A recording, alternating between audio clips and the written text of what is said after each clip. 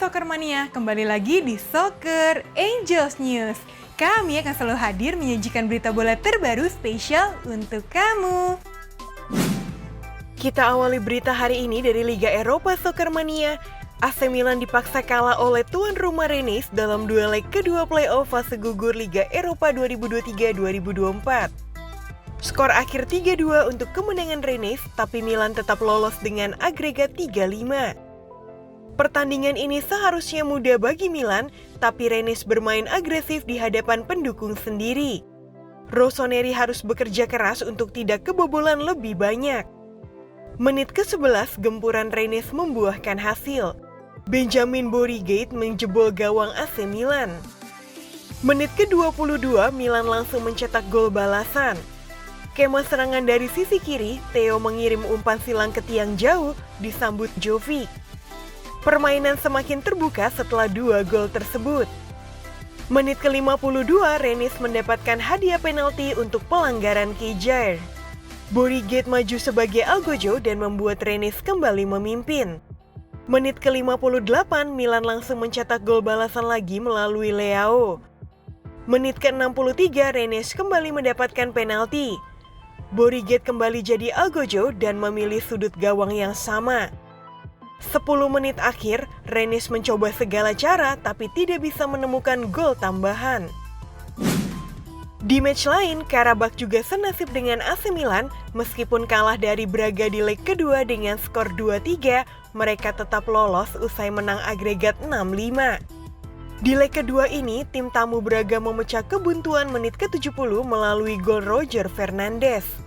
Bahkan mereka sempat membalikan agregat menjadi 1-2 berkat gol dari Alvaro De Jallo. Karabakh membuat agregat menjadi imbang kembali menjadi 2-2 via gol Matheus Silva. Akan tetapi Braga kembali memimpin agregat karena penalti dari Simon Banza. Namun pada akhirnya Karabakh mampu pastikan kemenangan usai gol di menit ke-120+2 melalui Nariman Aksunzadeh. Kemudian, Sporting meraih hasil imbang pada leg kedua Liga Eropa 2023-2024 ketika menjamu Young Boys dengan skor akhir 1-1. Dengan hasil tersebut, mereka menang dengan agregat 4-2. Di leg kedua ini, Sporting mencetak gol cepat menit ke-13 melalui gol Victor Gyökeres. Young Boys baru bisa membalas di menit ke-84 via penalti Ganfola Mbozi. Berikutnya, Galatasaray disingkirkan Sparta Praha di leg kedua Liga Eropa 2023-2024 usai bermain buruk dan terbantai dengan skor 4-1. Sebelumnya, mereka sempat menang di leg pertama dengan skor 3-2. Dan dengan hasil buruk itu, maka agregat akhir menjadi 6-4 untuk Sparta Praha. Gol cepat Sparta Praha sudah tercipta menit 8 melalui Angelo Preciado. Namun 8 menit berselang, Galatasaray segera menyamakan kedudukan berkat gol Abdul Karim Bardaki. Di babak kedua, Sparta Praha menggila dengan mencetak 3 gol kemenangan bermula dari Indri Tuci, kemudian menit ke-80 Lukas Haraslin turut mencatatkan namanya di papan skor. Dan kepastian kelolosan mereka tercipta berkat gol dari Jan Kuchta di menit ke-90+6. Lalu, Marseille menang meyakinkan untuk lolos ke 16 besar Liga Eropa 2023-2024 usai di leg kedua benamkan Shakhtar dengan skor 3-1 yang membuat agregat menjadi 5-3. Tim tamu sempat unggul duluan di leg kedua ini berkat gol dari Georgi Sudakov, namun Aubameyang mampu kembali mencetak gol di ajang Liga Eropa untuk Marseille menyamakan kedudukan. Di babak kedua, Ismail Assar membuat Marseille kembali memimpin agregat usai mencetak gol menit ke-74.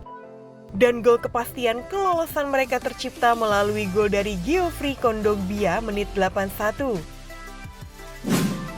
Di match berikutnya, Benfica juga pastikan lolos ke babak 16 besar Liga Eropa usai di leg kedua berhasil menahan imbang tuan rumah Toulouse dengan skor 0-0 yang membuat agregat 1-2. Di laga ini, beberapa peluang didapatkan Toulouse untuk mengejar defisit gol, namun dari total 16 tembakan percobaan yang dilesakan masih belum bisa berbuah menjadi gol. Kemudian, Freiburg menang tipis untuk lolos ke 16 besar Liga Eropa usai menumbangkan tamunya Lens di leg kedua dengan skor 3-2. Sebelumnya di leg pertama, mereka bermain imbang tanpa gol. Sempat tertinggal 2 gol dari RC Lens melalui gol David Costa menit ke-28 dan gol kedua RC Lens yang dicetak melalui gol Elie Wahi di penghujung babak pertama. Freiburg mampu comeback usai Roland Selay mampu mencetak brace bermula menit 67 dan 1 gol lagi dicetak sang pemain menit ke-90 plus 2 yang membuat kedudukan imbang. Gol kemenangan Freiburg lahir ketika laga memasuki perpanjangan menit 99 melalui Michael Gregoritsch. Terakhir, AS Roma harus melewati duel panjang 120 menit plus babak adu penalti untuk menyingkirkan Feyenoord dalam duel play-off fase gugur Liga Eropa 2023-2024. Pertandingan berlangsung intens, Roma berhasil lolos ke babak 16 besar. Sebelumnya dalam duel leg pertama di Belanda pekan lalu, pertandingan berakhir imbang 1-1. Kali ini pun laga juga berakhir imbang 1-1 setelah 90 menit.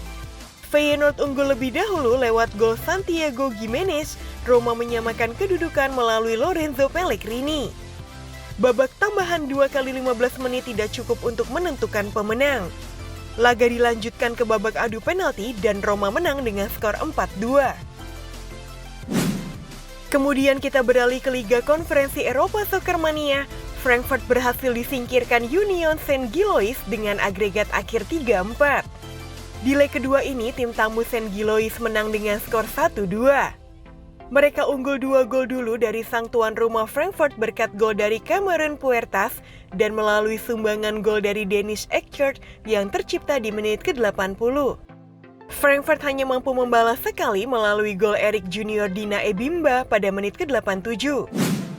Di match lainnya, Real Betis yang turun ke Liga Conference akhirnya terdepak lagi usai ditahan imbang tim tuan rumah Dinamo Zagreb dengan skor 1-1 di leg kedua babak play-off yang membuat agregat menjadi 2-1. Real Betis sempat menyeimbangkan agregat melalui gol yang dicetak Cedric Bakambu menit ke-38, namun gol dari Takuro Kaneko menit ke-59 membuat Real Betis akhirnya tersingkir. Pada laga lainnya, raksasa Belanda, Ajax Amsterdam harus bersusah payah memastikan 1 tiket ke babak 16 besar UEFA Conference League kali ini. Kelolosan Ajax Amsterdam ditentukan melalui babak perpanjangan waktu saat bertandang ke markas Bodo Glimt. Ajax yang terlempar dari Liga Eropa sempat unggul lebih dulu pada menit ke-34 melalui gol yang dicetak oleh Steven Bergwijn. Gol tersebut menjadi satu-satunya gol pembeda di babak pertama. Di babak kedua, saat laga tersisa 7 menit, gawang Ajax dibobol oleh Patrick Berg. Di masa extra time, Dewi Fortuna masih berpihak pada tim John Vance Chip karena Kenneth Taylor tampil sebagai pahlawan kemenangan berkat golnya pada menit ke-114. Ajax pun lolos ke babak 16 besar dengan agregat 4-3 setelah pada laga leg pertama mereka bermain seri 2-2 di Amsterdam Arena. Al-Hilal susul Al-Nassr ke perempat final Liga Champions Asia usai menang meyakinkan di leg kedua saat menjamu Sepahan dengan skor 3-1 yang membuat agregat menjadi 6-2. Sepahan sempat unggul duluan melalui gol dari Farshad Ahmadzadeh pada menit ke-54, namun Al-Hilal berhasil mencetak 3 gol balasan bermula dari Salam Al-Dawsari, kemudian gol berikutnya tercipta melalui Ruben Neves pada menit ke-82, dan gol ketiga Al-Hilal di leg kedua ini dicetak oleh Alexander Mitrovic di penghujung laga. Di match lain, Al-Ittihad juga lolos ke 8 besar Liga Champions Asia usai di leg kedua meraih kemenangan 2-1 atas Nafbahor Namangan. Di leg pertama mereka bermain imbang tanpa gol. Namun kali ini mereka mampu menang melalui gol dari Abdirazak Hamdallah di penghujung babak pertama dan gol bunuh diri dari pemain Nafbahor Tima Tabatadze menit ke-87. Sedangkan gol Nafbahor juga tercipta berkat adanya gol bunuh diri dari Karim Benzema menit ke-25. Lazio meraih kemenangan meyakinkan saat bertandang ke markas Torino dalam lanjutan Serie A pekan ke-25 dengan skor akhir 0-2. Matteo Guendouzi memecah kebuntuan Lazio ketika laga memasuki menit ke-50 dan berselang 6 menit kemudian Lazio menggandakan keunggulan mereka melalui gol Danilo Cataldi. Dengan hasil ini, Lazio kini berada di posisi ke-7 klasemen sementara berada di bawah AS Roma dengan hanya berjarak 1 poin. Beberapa waktu yang lalu, Kroos membuat pengumuman penting. Ia mengonfirmasi bahwa ia resmi kembali memperkuat Der Panzer. Ia berencana untuk membantu Der Panzer di Euro 2024. Pasalnya, Jerman menjadi tuan rumah atas turnamen elit tersebut. Kroos dijadwalkan akan kembali memperkuat skuad Der Panzer per jeda internasional Maret 2024 mendatang. Kroos menyebut bahwa ia benar-benar antusias bisa membela timnas Jerman kembali pasca hampir 3 tahun pensiun. Joe Hart mengumumkan keputusan pensiun dari dunia sepak bola. Mantan kiper Manchester City dan timnas Inggris itu akan mundur dari lapangan di akhir musim 2023-2024 nanti.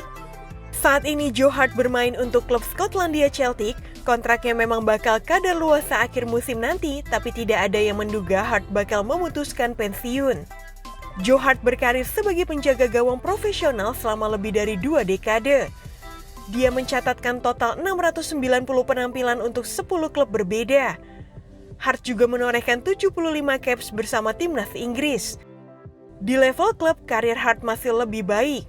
Dia menjadi bagian penting dari tim Manchester City ketika mengamankan 2 trofi Premier League.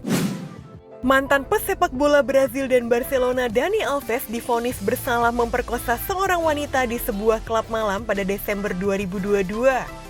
Pria 40 tahun itu dijatuhi hukuman 4,5 tahun penjara. Alves menepis segala tuduhan dalam persidangan yang berlangsung 3 hari itu. Ia mengubah keterangannya beberapa kali setelah sempat menyangkal mengenal sang pelapor. Sekian berita bola hari ini, saksikan berita bola selanjutnya hanya di Soccer Angels News. Dadah!